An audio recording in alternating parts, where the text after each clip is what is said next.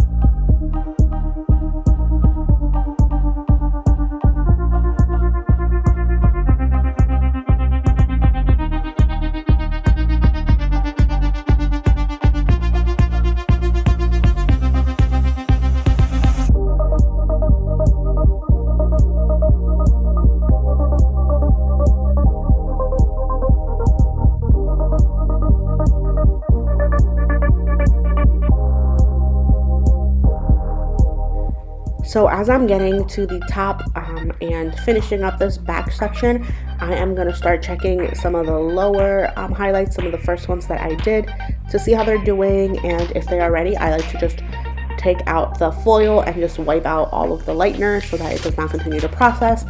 So I am just making sure that everything is nice and tight in there. And then you can see here, I'm going to go in and just check those bottom highlights, and you can see how nice and bright they are. So I'm just going to remove the highlight, like the lightener, with a towel. And she had done some like box color purple all over her hair a few months ago, and she has a band of pink, and you can see it right there, right in the middle. She has a band of pink of where that purple shade actually stained her hair. So it's really hard for us to get that out, and I did not want to fry her hair, so she was okay with having a little bit of pink left over just so her hair is still pretty healthy. And then next time I see her in a few months, then I will try to get the rest of that pink out. But that's just how it is, and you don't know, what kind of strength these box colors have. And I think she got it at like CVS, or I don't remember where she told me she got that purple color, but yeah, it did not want to come out of her hair. So you could see in the final result at the end where I post the pictures, where it's really, really pink. But I didn't want to keep putting bleach on her hair. I didn't want to keep damaging her hair. So, sometimes we just have to deal with things until we can fix them at a later time. So now I'm working on the side of her head that has the most hair. So I'm going along her hairline and then going up a bit into like the rest of the hair. And then once I see that I don't have enough room on my foil for slicing this in that diagonal line, then I'm gonna move up to like the front hairline where her bangs would be, and I'm gonna foil that. So I'm gonna let you guys watch, and then I will come back when I need to explain something else.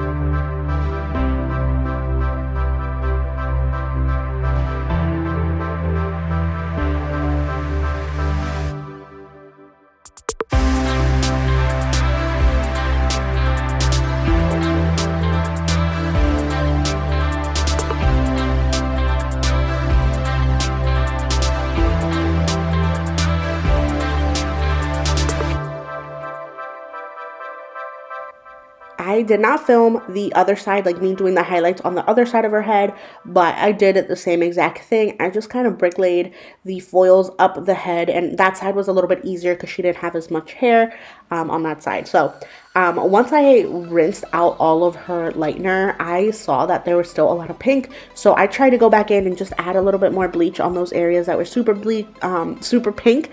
I wanted to try to really get it out, but I let this bleach sit on her hair for like 10 to 15 more minutes, and it still would not budge. So we decided to just leave the pink and not damage her hair anymore. So then for toner, I am doing 9T, 10N, and 9NW. And I only did a little bit of the 9NW because I did not want her to get too warm. She wanted to be more of like a buttery blonde, but not too warm. So I am going to rinse out that little bit of lightener, and you could see it's still pretty pink. It was just not budging, and I didn't want to keep like frying her hair for no reason, because that pink is just not coming out right now. So I just rinsed her off, and then I'm going to shampoo her with some clarifying shampoo. I'm going to try to see if I could get some of that pink out. It just did not work. It did not want to come out. But I shampooed her lightly before I went in with the toner.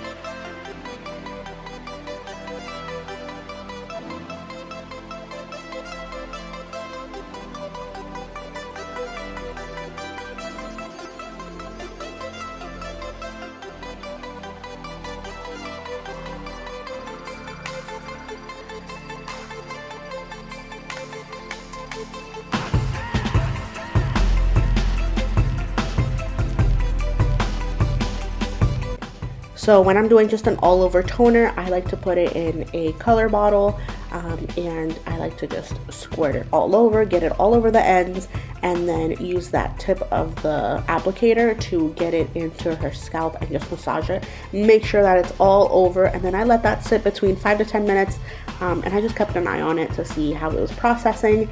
And then I rinsed her out, and I gave her a little bit of a trim.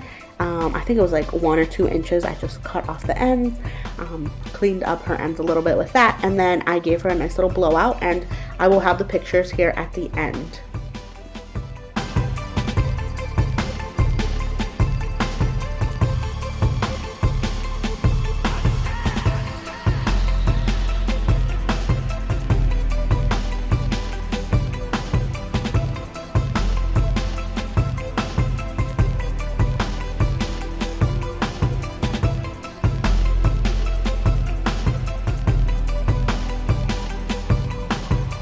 So you will see that her hair did have a little bit of pink left in it, but other than that, the tones looked really beautiful.